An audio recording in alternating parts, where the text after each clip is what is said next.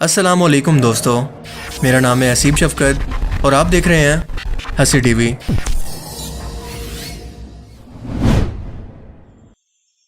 اللہ کے آخری نبی حضرت محمد صلی اللہ علیہ وآلہ وسلم صرف عرب کے لیے نہیں بلکہ پوری دنیا کے لیے ہدایت اور اللہ کا حکم لے کر آئے تھے، جس کا مطلب کہ یہ ضروری تھا کہ آپ کی دعوت دنیا کے ہر ایک کونے کے اندر پہنچے، اور اسی مقصد کو حاصل کرنے کے لیے صلح حدیبیہ یعنی مشرکین مکہ سے آپ صلی اللہ علیہ وآلہ وسلم کی صلح کے بعد آپ نے اس وقت موجود تقریباً سبھی بادشاہتوں کو اسلام کی دعوت دینے کے لیے خطوط لکھے، مگر ان میں کہیں بھی ہندوستان کی سرزمین کا ذکر نہیں ملتا۔ تو کیا اس کا مطلب ہے کہ واقعی ہندوستان کے اندر اسلام کا پیغام کبھی پہنچا ہی نہیں؟ اور اگر پہنچا ہے تو کب اور کس طرح سے؟ اور یہی ہماری آج کی اس ویڈیو کا ٹاپک ہے کہ ہندوستان کے اندر اسلام آخر کیسے آیا، جسے سمجھنے کے لیے آپ کو 1400 سال کی ٹائم لائن اور اسلامی تاریخ کو مختصر طور پر جاننا پڑے گا، اور اس ویڈیو کو ہم 2 پارٹس کے اندر ڈیوائیڈ کریں گے، لیکن میں کوشش کروں گا کہ آپ کو آسان سے آسان الفاظ کے اندر سمجھا سکوں۔ تو چلیے شروع کرتے ہیں۔ اسلام کا آغاز دنیا کے پہلے انسان اور پہلے نبی حضرت آدم علیہ السلام سے ہندوستان کی سرزمین سے پہلے ہی ہو گیا تھا، کیونکہ انہیں اس وقت ہندوستان کے علاقے سری لنکا کی سرزمین پر اللہ کے حکم سے اتارا گیا، مگر امت مسلمہ کا آغاز رسول اللہ صلی اللہ علیہ وآلہ وسلم کی دعوت دین کے بعد ہوا، کیونکہ رسول اللہ صلی اللہ علیہ وآلہ وسلم کی پیدائش 571 کے اندر ہوئی، جبکہ اس کے 40 سال کے بعد آپ نے نبوت کا اعلان کیا، یعنی 610 کے اندر۔ 622 تک یعنی تقریباً 12 سے 13 سال تک آپ نے مکہ کے اندر دعوت کا کام کیا، اور اس کے بعد ہجرت کر کے مدینہ تشریف لے گئے، اور مدینہ میں اپنی وفات تک یعنی 632 تک آپ نے پورے جزیرہ عرب کے اندر اسلام کو غالب کر دیا۔ اگر ہم دنیا کے نقشے پر دیکھیں تو مکہ یا جزیرہ عرب جزیرہ ہند سے یعنی ہندوستان کی سرزمین سے اس طرف موجود ہے۔ اس جزیرۃ الہند کے اندر آج کے دور کے ہندوستان، پاکستان، برما، سری لنکا، بنگلہ دیش اور افغانستان کا کچھ حصہ بھی شامل تھا۔ جزیرۃ الہند کے اندر آپ جانتے ہیں کہ مسالہ جات بہت ہی اچھی کوالٹی کے اور بہت زیادہ تعداد کے اندر پائے جاتے ہیں۔ ان کی تجارت جس راستے سے ہوا کرتی تھی وہ عرب جزیرے کے درمیان کے اندر پڑتا تھا، یعنی ہندوستان کے لوگ یہ تجارتی سامان لے کر عرب سرزمین سے ہوتے ہوئے میڈیٹرین سی پر موجود جہازوں پر لاد کر اسے یورپ کے ملکوں تک پہنچایا کرتے۔ اس کے علاوہ عرب کے لوگ بھی ہندوستان سے سمندری راستے سے تجارت کیا کرتے۔ عرب کے یہ تاجر عربین سی سے ہوتے ہوئے آج ہندوستان کا جو علاقہ سمندر سے ملتا ہے، یعنی کیرلا سے لے کر گجرات تک جہاں جہاں بھی پورٹس موجود ہیں، وہاں پر عرب تاجر اپنا سامان لے کر جایا کرتے۔ مکہ میں رہتے ہوئے جب آپ صلی اللہ علیہ وآلہ وسلم نے اعلان نبوت کیا تو ان لوگوں کے اندر انقلاب آ گیا۔ یہ اعلی اخلاق اور نسل پرستی سے باہر نکل کر ایک مہذب قوم کے اندر بدلنے لگے، لہٰذا یہ عرب تاجر جو کہ اسلام قبول کر چکے تھے، اخلاقیات کے ساتھ ساتھ اسلام کا پیغام لے کر بھی یہاں پر آتے اور لوگوں کو دین کی دعوت دیتے۔ اس وقت ہندوستان کا سب سے بڑا مسئلہ یہ تھا کہ یہاں کے لوگ کئی نسلوں کے اندر اور کئی طبقوں کے اندر بٹے ہوئے تھے، مثلاً برہمن، شتری اور شودر وغیرہ۔ سب سے اعلیٰ ذات برہمن تھی جو کہ پورے ہندوستان کا صرف 5% تھے، جبکہ 95% نچلے درجے کا طبقہ تھا جس کے کوئی بنیادی حقوق تک نہیں تھے۔ انہیں انتہائی اچھوت سمجھا جاتا۔ کوئی برہمن ان کے ساتھ بیٹھ کر کھانا کھانا تو دور کی بات، بلکہ ان کے ساتھ ہاتھ ملانا یا بات کرنا بھی اپنی توہین سمجھتا۔ لیکن جب یہی شودر ذات کے لوگ یہ دیکھتے کہ عرب قافلے کے اندر آنے والے مالک، غلام، کالے، گورے سبھی ایک ساتھ بیٹھ کر کھانا کھا رہے ہیں، ایک ساتھ سفر کر رہے ہیں،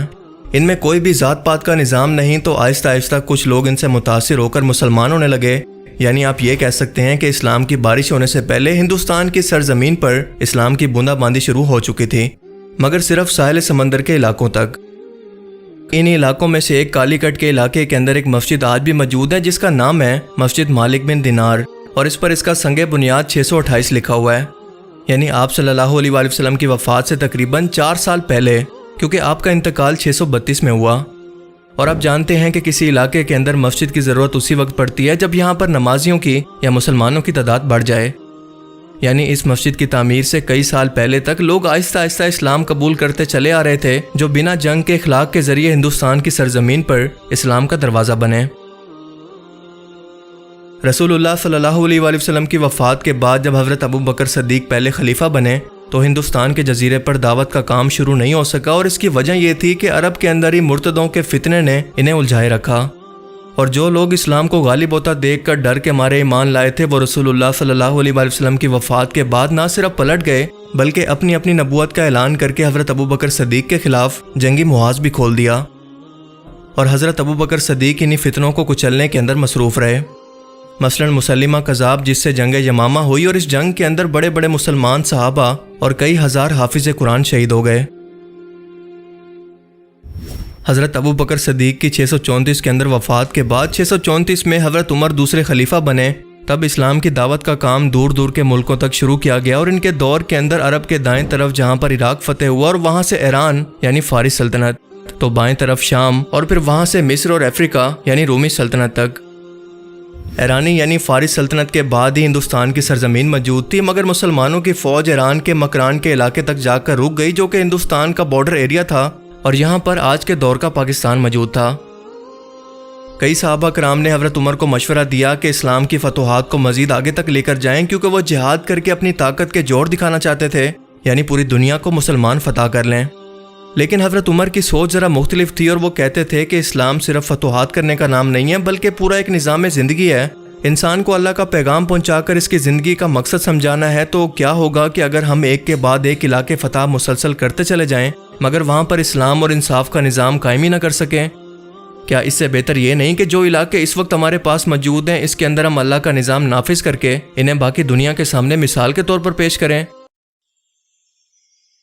حکم بن عمرو مکران کے اندر ایرانی فوج سے ہونے والی جنگ کے اندر مسلمانوں کے سپہ سالار تھے، اور آج کے دور کے پاکستانی صوبے سندھ، بلوچستان اور پنجاب وغیرہ کے علاقوں کا راجہ اس وقت تھا راجہ داہر۔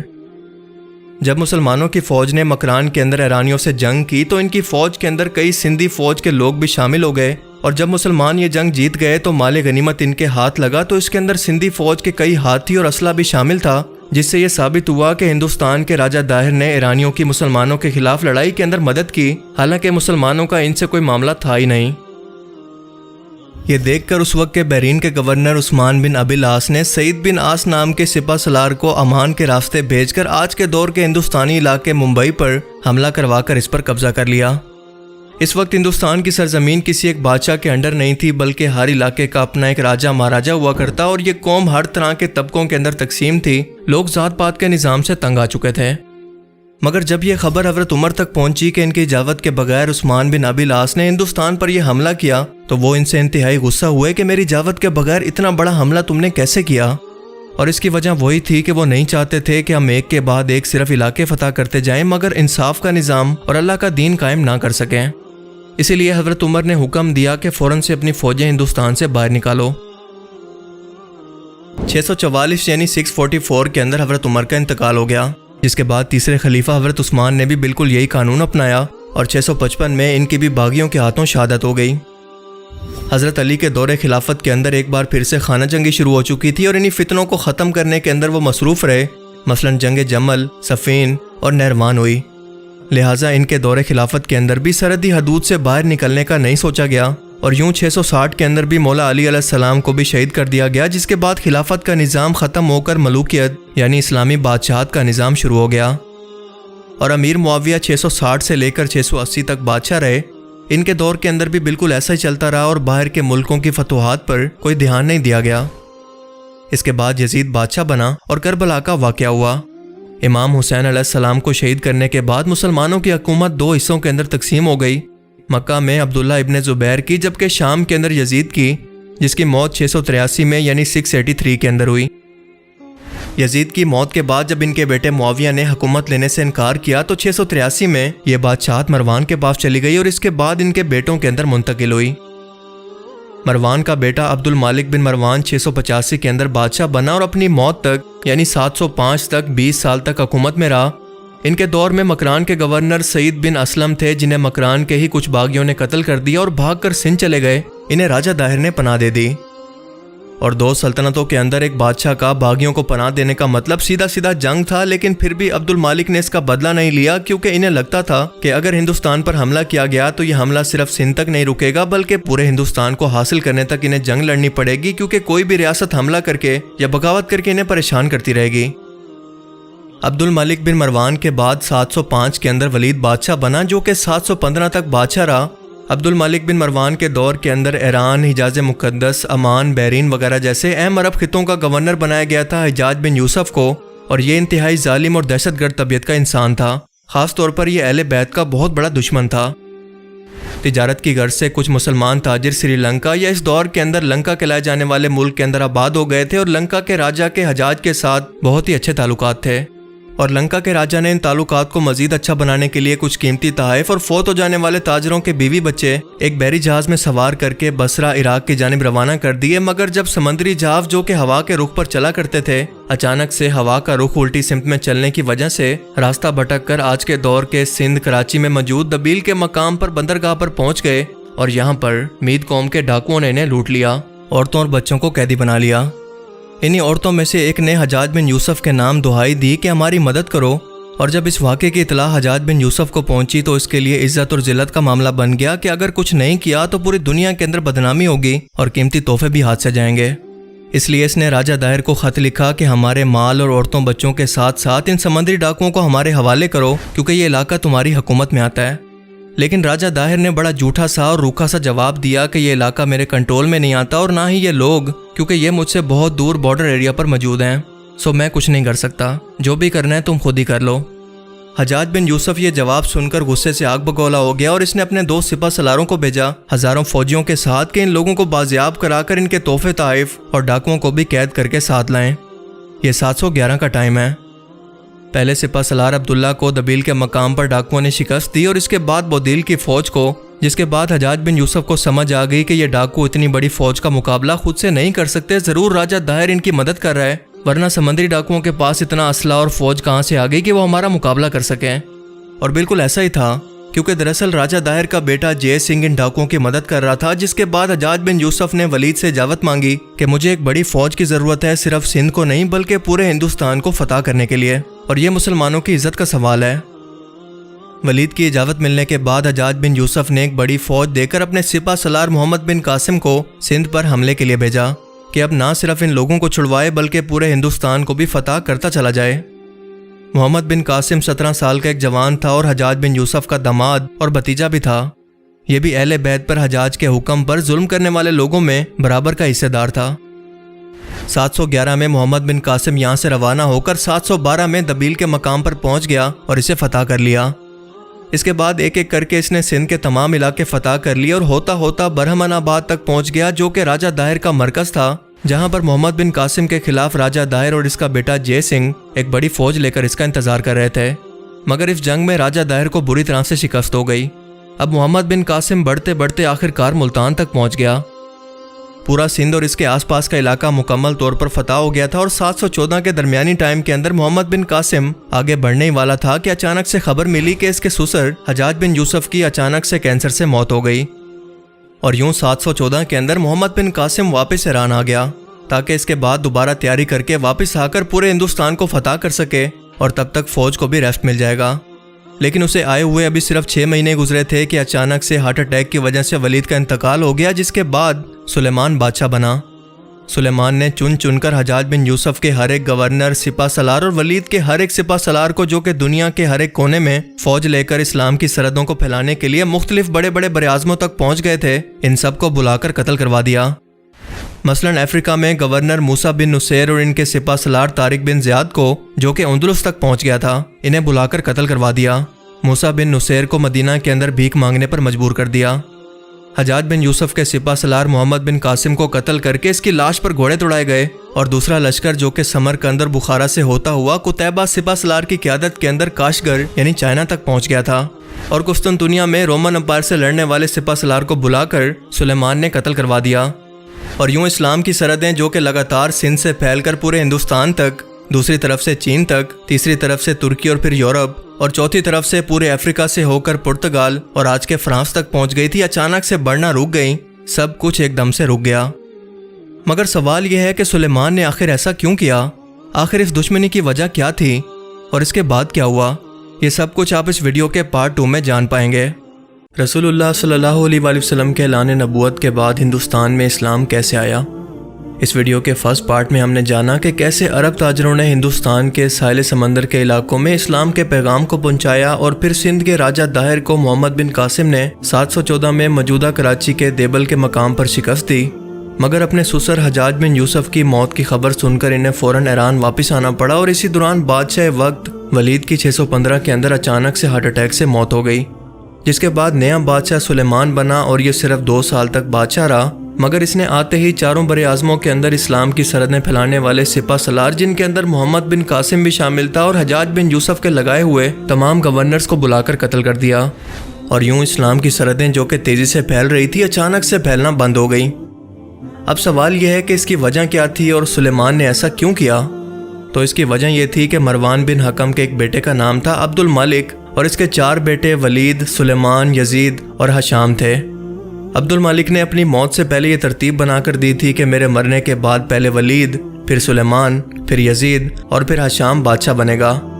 لہٰذا عبد الملک کے بعد ولید بادشاہ بنا اور یہ 10 سال تک بادشاہ رہا۔ لیکن آپ جانتے ہیں کہ ہر بادشاہت کے اندر کچھ چاپلوسی کرنے والے یا الٹے مشورے دینے والے وزیر ضرور ہوتے ہیں۔ انہی لوگوں کے مشورے میں آ کر ولید نے اپنی زندگی کے اندر اپنے بیٹے کو اپنا اگلا ولی عہد یعنی اگلا بادشاہ نامزد کر دیا، حالانکہ یہ پہلے سے طے شدہ ترتیب اور عبد الملک کی وصیت کے خلاف تھا، لیکن پھر بھی اس نے ہر جگہ سے اپنے بیٹے کے لیے بیعت لینا شروع کر دی، اور ہر ایک نے یہ بیعت قبول بھی کر لی، لیکن صرف ایک بندہ اس پر ڈٹ گیا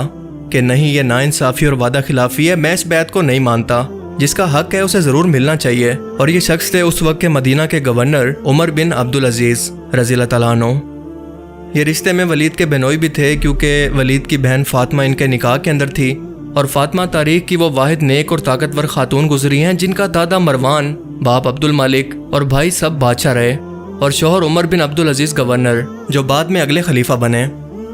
عمر بن عبدالعزیز مروان کے دوسرے بیٹے عبدالعزیز کے بیٹے تھے، اور آپ جانتے ہیں کہ اس وقت بادشاہ کے سامنے کلمہ حق کہنے کی سزا صرف اور صرف موت تھی، مگر اس گستاخی پر ولید نے عمر بن عبدالعزیز کو جیل کے اندر ڈال دیا۔ انہیں قتل نہیں کیا، صرف اپنا چچیلا بھائی اور بہنوئی ہونے کی وجہ سے ان کی جان بچ گئی۔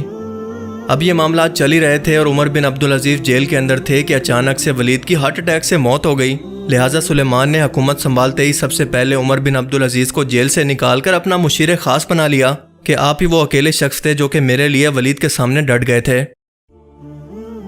حجاج بن یوسف ایک ظالم اور سفاک شخص تھا، اور اسے اتنے بڑے علاقے کی گورنری انعام کے اندر دی گئی تھی کہ وہ عبداللہ بن زبیر کو، جن کی مکہ کے اندر حکومت تھی، انہیں قتل کر کے ان کی لاش کو 3 دن تک درخت پر لٹکا کر ان کی ماں اسما بنت ابی بکر کو یہ پیغام بھیجنے والا تھا کہ دیکھو میں نے تمہارے بیٹے کے ساتھ کیا کیا ہے۔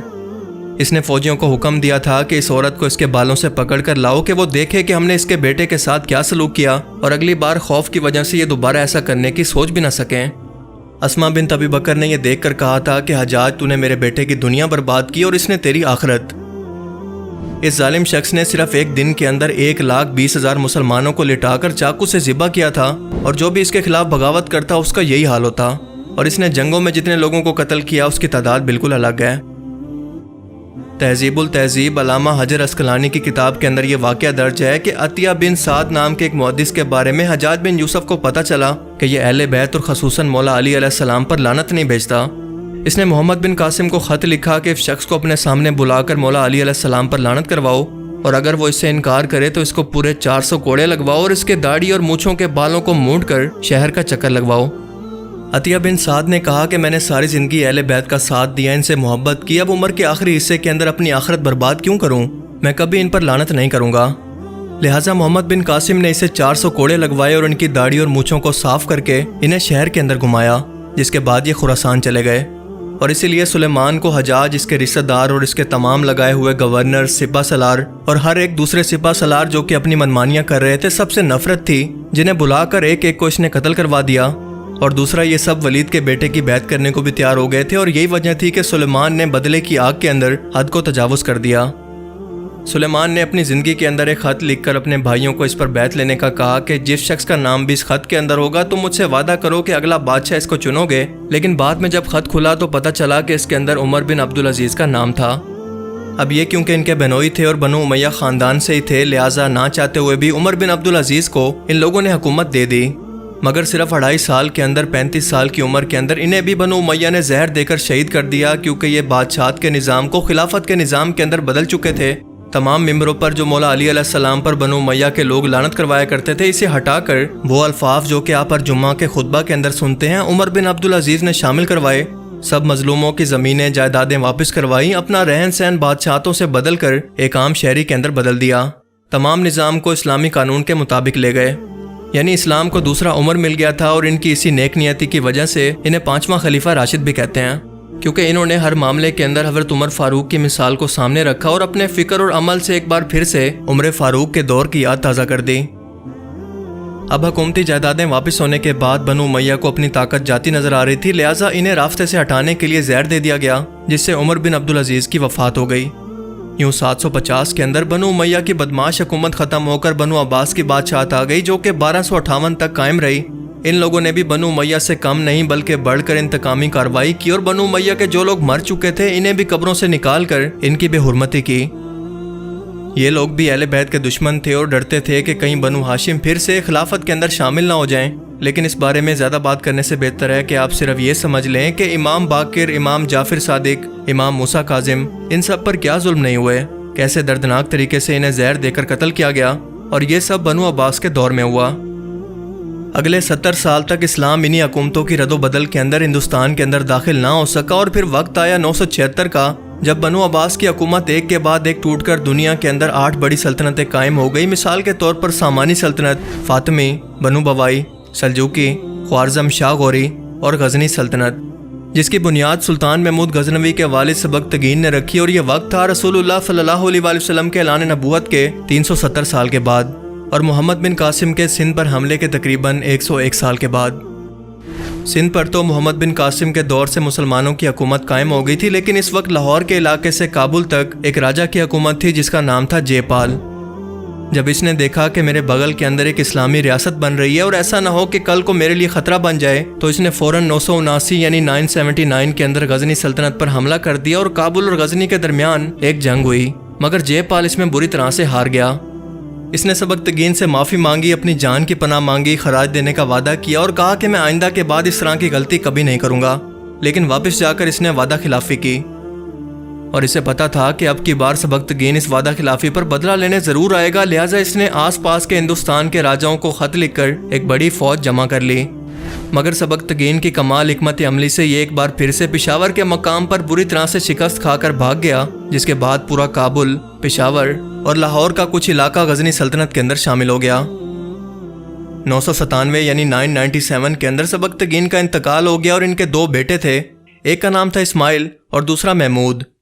پہلے پہل اسماعیل بادشاہ بنا، مگر صرف ایک ہی سال کے اندر اسے ہٹا کر سلطان محمود غزنوی نے 998 کے اندر پوری حکومت خود سنبھال لی، اور جے پال سے سرحدوں پر ان کی جنگیں مسلسل جاری رہی۔ سن 1001 کے اندر سلطان محمود غزنوی نے اٹک کے مقام پر جے پال کو بری طرح شکست دی، جس کے بعد یہ ہمت ہار گیا اور اپنی حکومت اپنے بیٹے انند پال کے حوالے کر کے اس بدنامی اور بے عزتی میں خودکشی کر لی۔ اسی دوران سلطان محمود غزنوی کی حکومت کے اندر سندھ اور ملتان تک کے آس پاس کے علاقوں کے اندر سنی شیعہ کی خانہ جنگی شروع ہو گئی، اور جب وہ اسے سلجھانے نکلے تو جے پال نے موقع دیکھ کر سندھ اور لاہور کے راستے غزنی سلطنت پر حملہ کر دیا، مگر بری طرح سے ہار کر کشمیر بھاگ گیا۔ اب سلطان محمود کو غصہ تو بہت آیا، لیکن وہ صرف اس کا بدلہ لینا چاہتے تھے، انہیں ہندوستان کو فتح کرنے کے اندر کوئی دلچسپی نہیں تھی، کیونکہ ان کے مطابق یہ کوئی سویلائزڈ نیشن، کوئی قدیم تہذیب یا سلطنت تو تھی نہیں جسے حاصل کرنے کے لیے وہ جنگ کرے۔ جو شخص بھی جنگ ہارتا یا ملک بدر ہوتا تو وہ اسی ہندوستان کے اندر جا کر پناہ لیتا، یعنی یہ ہارے ہوئے لوگوں کی پناہ گاہ تھی، جیسا مغلوں نے کیا کہ ہارنے کے بعد ہندوستان آئے اور یہاں پر حکومت قائم کر لی۔ سلطان محمود کے مطابق اس سے بہتر ہے کہ اپنی سلطنت کے دوسری طرف نکلا جائے، جہاں پر سامانی سلطنت اور خراسان کا علاقہ تھا۔ دوسری طرف انند پال نے اپنے باپ کے نقشے قدم پر چلتے ہوئے پورے ہندوستان کے راجہ مہاراجاؤں کو خط لکھ کر آخری بار اپنی فوج جمع کرنے کی درخواست کی کہ ایسا نہ ہو کہ ہم سب کے سب ایک ساتھ مارے جائیں، اور یوں لاہور اور پشاور کے مقام پر ایک بار پھر سے جنگ ہوئی، اور اس نے ایک بار پھر سے بری طرح سے ہار کر اپنا خاندانی ریکارڈ قائم رکھا۔ اب سلطان محمود نے سامانی سلطنت اور خراسان کے ایک بڑے علاقے کو فتح کر لیا، اور اب بغداد کو فتح کرنے کے بارے میں سوچ ہی رہا تھا، لیکن دوسری طرف ایسا نہیں تھا کہ ہندوستان کے اندر لوگ یہ شکست کھانے کے بعد آرام سے بیٹھ گئے تھے، بلکہ جگہ جگہ پر بغاوت اور چھوٹے موٹے حملے ایک کے بعد ایک ہو رہے تھے، مگر سلطان محمود نے انہیں ہر بار ان کے گھر کے اندر گھس کر سبق سکھایا کہ اپنی اوقات میں رہیں، خبردار اگر غزنی سلطنت کی طرف آنکھ بھی اٹھا کر دیکھا تو۔ انہی باغیوں کو سبق سکھانے کے لیے انہوں نے ہندوستان پر 17 بار حملے کیے۔ آخری بار تو یہ گجرات تک آ کر سومناتھ کے مندر کو بھی توڑ گئے تھے، کیونکہ اس زمانے کے اندر ایسی عبادت گاہوں کی جگہوں کے اندر تمام باغی منصوبہ بندی کیا کرتے، یہ ان کی سازشوں کا سب سے بڑا مرکز ہوتا۔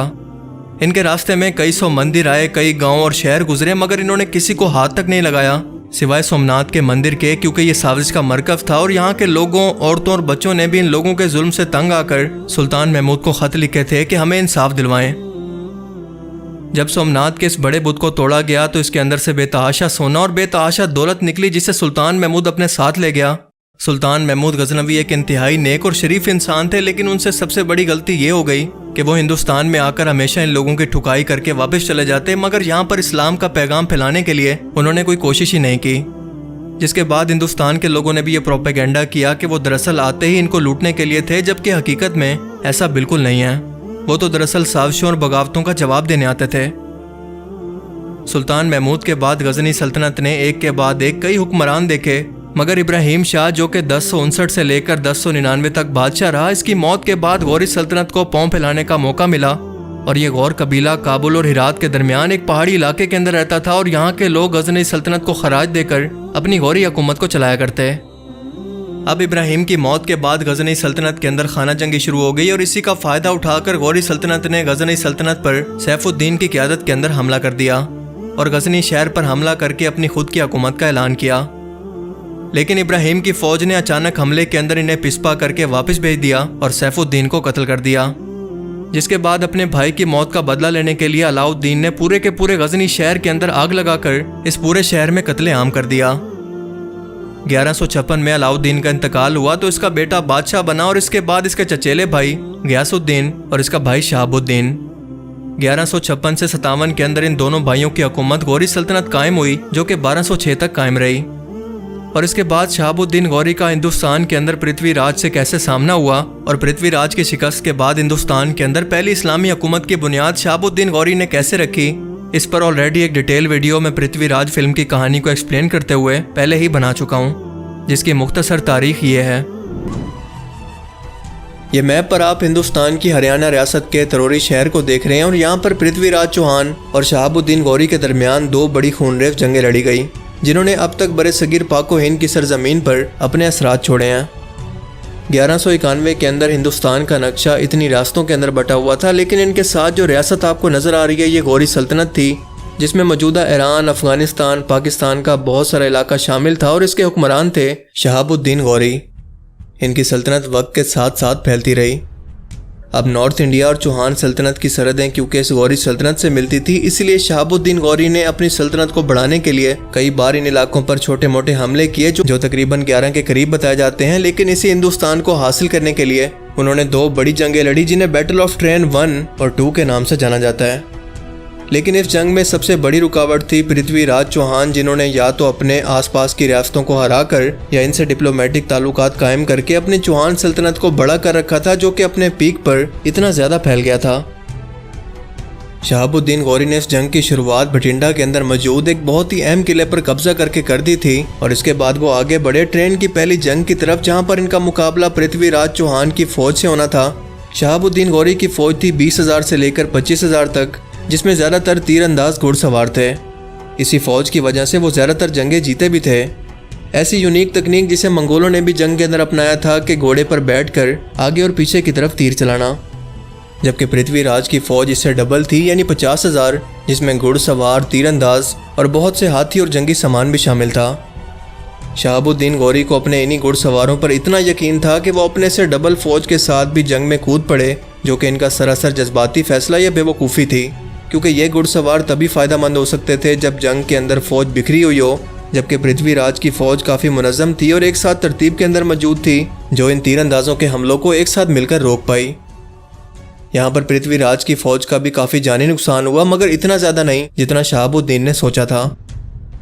اس کے بعد ڈائریکٹ ان کی فوج نے حملہ کیا تو شہاب الدین کی فوج کے اندر موجود کئی سردار اور سپاہی انہیں چھوڑ کر یہاں وہاں بھاگنے لگے، لیکن شہاب الدین نے اپنی فوج کا حوصلہ بڑھانے کے لیے اپنی فوج کے آگے جا کر لڑنے کا فیصلہ کیا۔ اسی دوران پرتھوی راج کا بھائی گووند روئے، جو اس جنگ میں شامل تھا، اس نے ایک بھالے سے شہاب الدین پر وار کیا، جس سے وہ شدید زخمی ہو گئے۔ اسی دوران ان کی فوج کے ایک ترکش سپاہی نے انہیں یہاں سے اٹھا کر اپنے گھوڑے پر بٹھایا اور اپنے ساتھ لے گیا، اور اگر ایسا نہ ہوتا تو شاید اپنے زخموں کی وجہ سے وہ اسی دن وہیں پر مر جاتے۔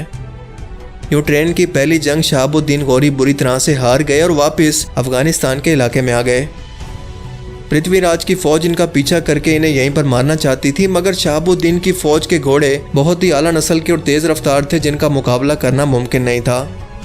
शहाबुद्दीन ने इस शिकस्त को और बेइज्जती को दिल पर लिख लिया और कसम खाई कि जब तक इस शिकस्त का बदला ना ले लूं, ये जंग का लिबास नहीं उतारूंगा, किसी औरत से नहीं मिलूंगा, ना नरम बिस्तर पर सोऊंगा, ताकि हर लम्हा मुझे इस शिकस्त का एहसास दिलवाता रहे। 1 साल तक उन्होंने मुसलसल तैयारी की और 1.5 लाख की तरबियत याफ्ता फौज को फिर से इकट्ठा किया, जबकि दूसरी तरफ पृथ्वी राज प्यार मोहब्बत के चक्कर में पड़कर रियासत के मामलात से गाफिल होने लगे। उन्होंने गढ़वाल सल्तनत के राजा जयपाल की बेटी को ज़बरदस्ती उठाकर इससे मोहब्बत की शादी कर ली थी और ये गढ़वाल सल्तनत चौहान सल्तनत के पीछे मौजूद थी। अगर इन दोनों की आपस में दुश्मनी हो जाती तो एक तरफ से शहाबुद्दीन और दूसरी तरफ से गढ़वाल सल्तनत के बीच में चौहान सल्तनत की फौज फंस कर रह जाती, एक साथ इन दोनों से ना लड़ पाती। इस टाइम के अंदर इनका चौहान अंपायर भी बहुत ज़्यादा फैल चुका था और बठिंडा का किला भी जो शहाबुद्दीन ने हासिल किया था वो भी वापस ले लिया था।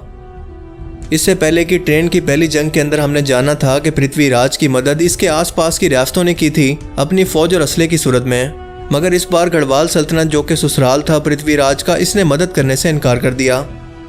फिर वक्त आया सन 1192 का, यानी 1192 का। पृथ्वी राज चौहान ने शहाबुद्दीन गौरी को यह पैगाम भेजा कि जैसे तुम्हें पहले शिकस्त दी है, आज भी तुम्हें वैसे ही शिकस्त होगी, क्योंकि मेरी फौज आज भी तुम्हारी फौज से 2 गुना यानी 3 लाख की है। बिला वजह लोगों का खून बहेगा, इसीलिए अगर इस जंग को छोड़कर वापस चले जाओ तो तुम्हें जान की अमान है, क्योंकि तुम जीत तो बिल्कुल नहीं सकते। शहाबुद्दीन ने तकब्बुर से भरा हुआ खत पढ़ा तो उसका जवाब दिया कि मुझे अपने भाई से मशवरा करना है, जो कि इस वक्त गौरी सल्तनत पर मौजूद है।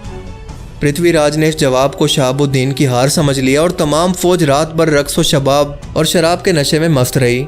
और देखते ही देखते सुबह की रोशनी निकलने से पहले शहाबुद्दीन गौरी ने इस गाफिल फौज पर हमला करके इसे वो इबरतनाक शिकस्त दी कि पूरा दिन सुबह से शाम तक जंग चली। शहाबुद्दीन ने मुख्तलिफ किनारों से हमला करके पृथ्वी राज की फौज को टुकड़ों में तोड़ दिया। हाथियों की बड़ी तादाद मर जाने की वजह से फौज कमज़ोर होना शुरू हो गई। पृथ्वी राज ने फौज का मोराल बढ़ाने के लिए वही गलती की जो कि शहाबुद्दीन ने की थी, यानी फौज के आगे आकर लड़ने लगे। लेकिन इसी दौरान शहाबुद्दीन गौरी की फौज ने इन्हें पकड़कर कैद कर लिया और अपने साथ अफगानिस्तान साथ ले जाकर या तो इन्हें कत्ल कर दिया या कैद खाने में ही इनकी मौत हो गई।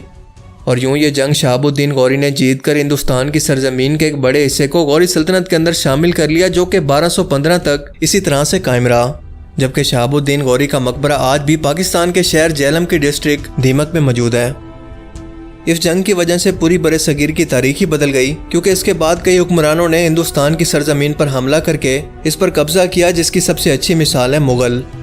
अगर ऐसा ना होता तो आज का हिंदुस्तान बिल्कुल मुख्तलिफ होता, क्योंकि इससे पहले हिंदुस्तान पर जितने भी हमले हुए, जंग जीतने के बाद ये हुक्मरान अपने अपने मुल्कों में वापस चले गए। लेकिन शहाबुद्दीन गौरी ने पहली बार जंग जीतने के बाद इस इलाके को अपनी रियासत में शामिल किया।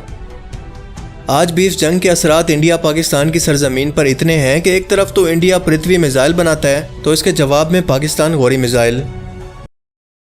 तो ये थी कहानी हिंदुस्तान के अंदर इस्लाम की आमद की मुकम्मल इस्लामिक टाइमलाइन की रोशनी में।